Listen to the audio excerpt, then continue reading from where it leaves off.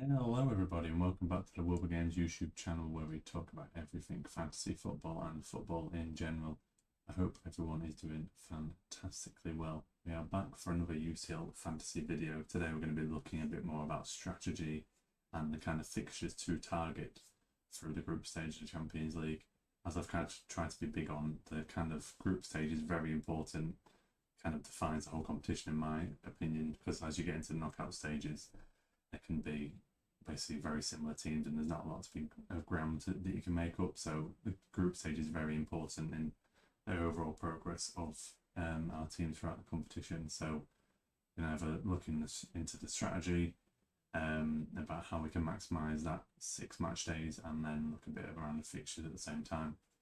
As I said, welcome back to a new video. If you're a new former player of UCL Fantasy, did quite well last year and hoping to continue that theme just inside the top 1k, so hopefully myself and you guys can do very well this season and hopefully get into those beloved free figure ranks.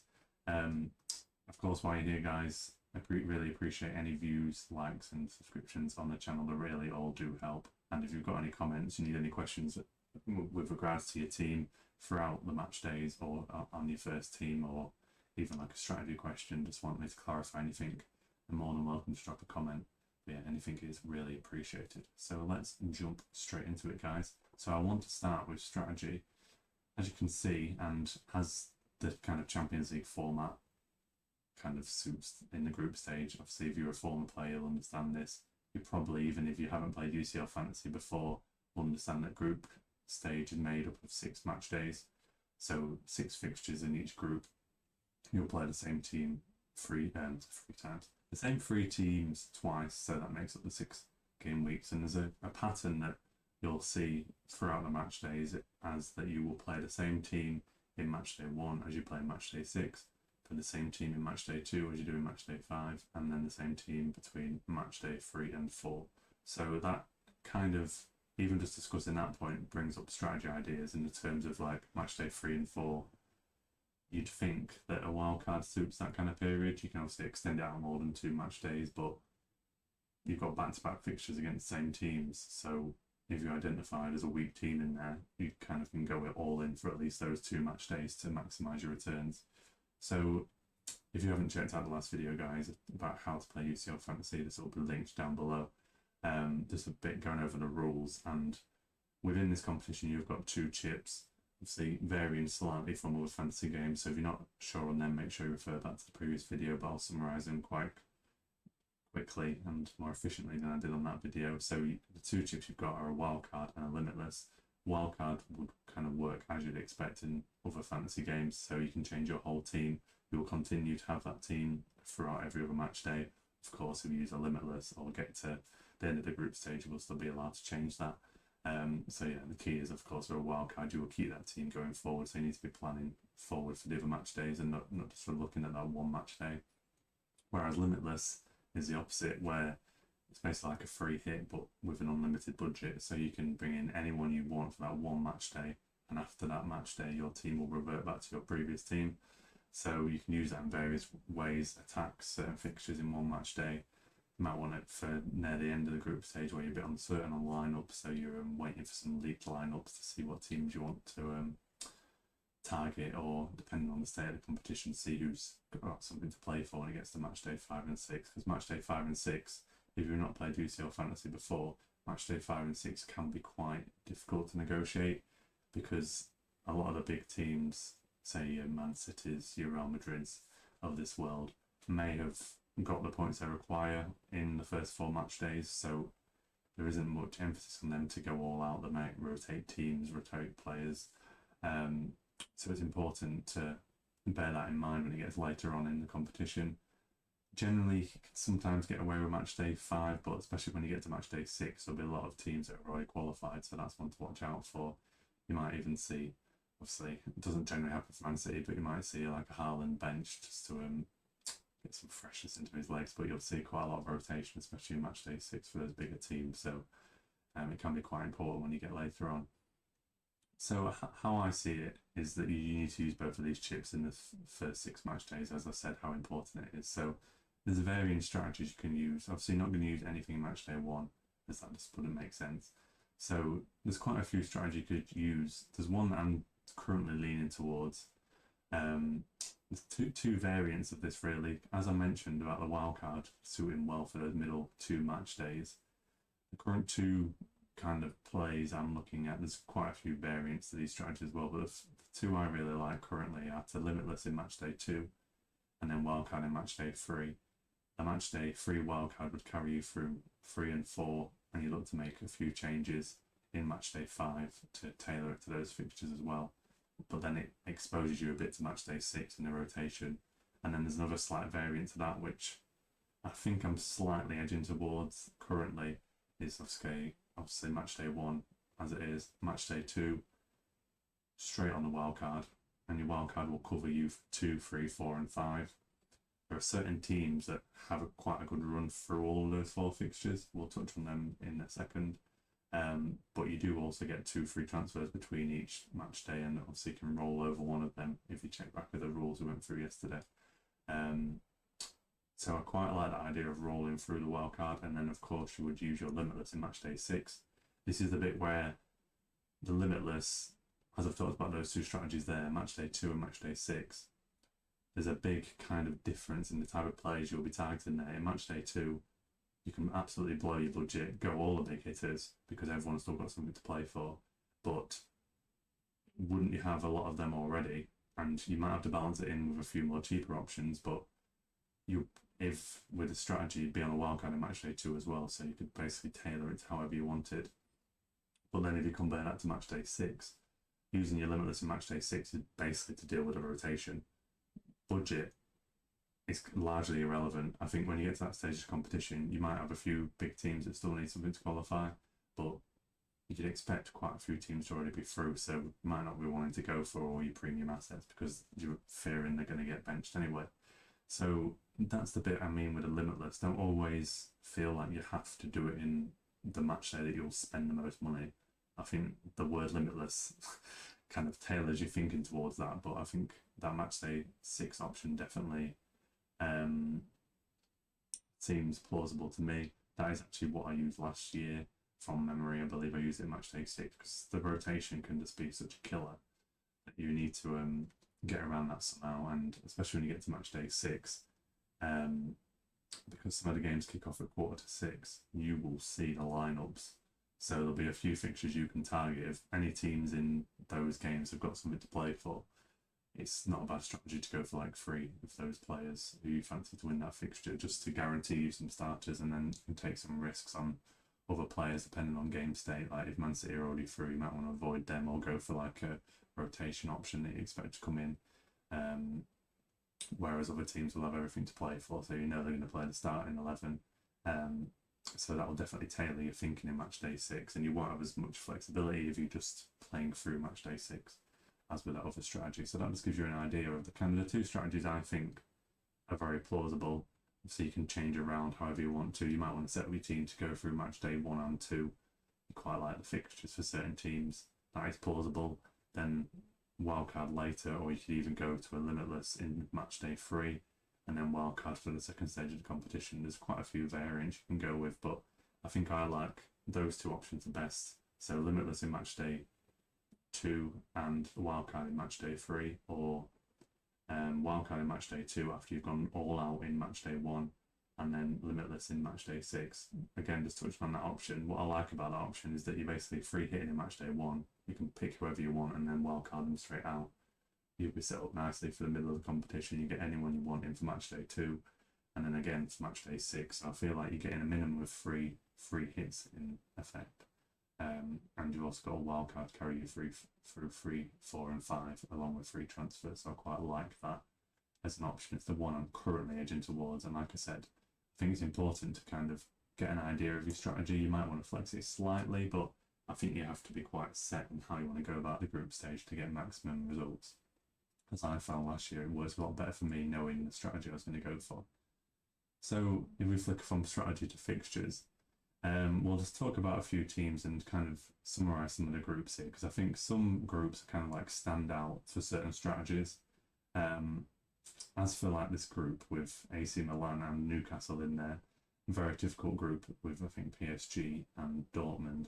This is one of those groups that, for me, and this maybe not for Mbappe as we've seen in previous years. I think in that group I might avoid most players in that group except for Mbappe until we maybe get to the last few game weeks and we know the lay of the land, what's going to happen. I would be avoiding that group in my opinion. It's just so close to call, and I'm not seeing great upside in there. Obviously, there will be a few people that will get good returns in there, but it's very difficult to predict, and I think there's more surefire ways of getting some returns here. So, like, prime example of the opposite of that would be the group including Young Boys, Leipzig, and then you've got Man City and Crevena. So, in my opinion, I think this group, along with one of the others we'll mention in a minute, is one of those groups where you've got two very strong teams and then two quite significantly weaker teams, in my opinion. So, when you look at that group with Leipzig and Man City, if you think about Leipzig and Man City, they're going to have 4 prime fixtures that you want to target. So you need to be looking when they have those fixtures to target them. So for me, if we kind of look at the strategy I was just talking about, where you just go all in match day 1, so you go all in on Leipzig, all in on Manchester City, then you're going to wildcard them straight out again in match day 2, because in match day 2 they actually play each other. As you'll see down here, yeah, Leipzig against Man City. I would say maybe not wildcard them all out. Maybe you're still going to keep a Haaland in there. As we saw when they've played in previous years, Leipzig and Man City can be quite high scoring, and Nkunku scored a hat-trick even losing in a game. So it can still be very high scoring, but the law of averages would say that there's other fixtures you could target to get better gains. But then that also comes around with the kind of fixtures that we talked about. So in match day 1, they've got quite an easy fixture. Match day 2, not so easy. But then again, because they've got 4 easy fixtures, match day 3 and 4, you will see again, as we get down to it, you will see Leipzig and Man City again have good fixtures, and then Leipzig will play away, Man City will play at home, same fixtures still rotated. So it's one of those ones that, depending on your strategy, you want to definitely be targeting. So if we talked about the strategies we talked about earlier, the current one I'm looking for is match day 1, go all out with the team. So go all out on Man City and Leipzig. Match day 2, you'll be wildcarding. So that's the downside with this set of fixtures, that you'll probably wildcard most of them out, and then you want to probably transfer 1 or 2 of them back in for match day 3 and 4, how good the fixtures are. So that's one to look out for. That is one group that does favour the other strategy by doing limitless in match day 2 and then wildcard in match day 3. But I feel like you carry 1 or 2 Man City or Leipzig players into match day 2 and then keep them all the way through. As I said, the attackers in that Leipzig Man City game are probably likely to get some hefty returns. Leipzig especially aren't fantastic at the back, but they are still good going forward, so they're one to watch out for in the competition. So you'll see that kind of pattern work quite well on a few teams. Another one I wanted to highlight, where it's very similar to the Man City and Leipzig group, would be the one including Manchester United and Bayern Munich. So here you see match day 1, Bayern Munich against Man United. It's one of those, you might go for a Kane, you might go for a Bruno, but I feel like you're not going to be obviously tripling upon both those assets because they play each other. So they play against each other in match day 1. But using the logic we discussed, if they're playing each other in match day 1, the next time they're going to play each other is match day 6. So because of the nature of their group, as we'll see if we flick over to the match day 2 fixtures, again, in my opinion, Bayern and Manchester United are the strongest teams in that group. Shout out to Galatasaray slightly. They've obviously made a lot of signings, so they could do well in the competition, but on paper, Galatasaray and Copenhagen should be a lower standard than Bayern and Manchester United. So if you bear that in mind, taking Bayern as an example, they've got Copenhagen, and then they will play match day 3, Galatasaray in 4, and then Copenhagen in 5. So again, that is what makes me like the wildcard from match day 2.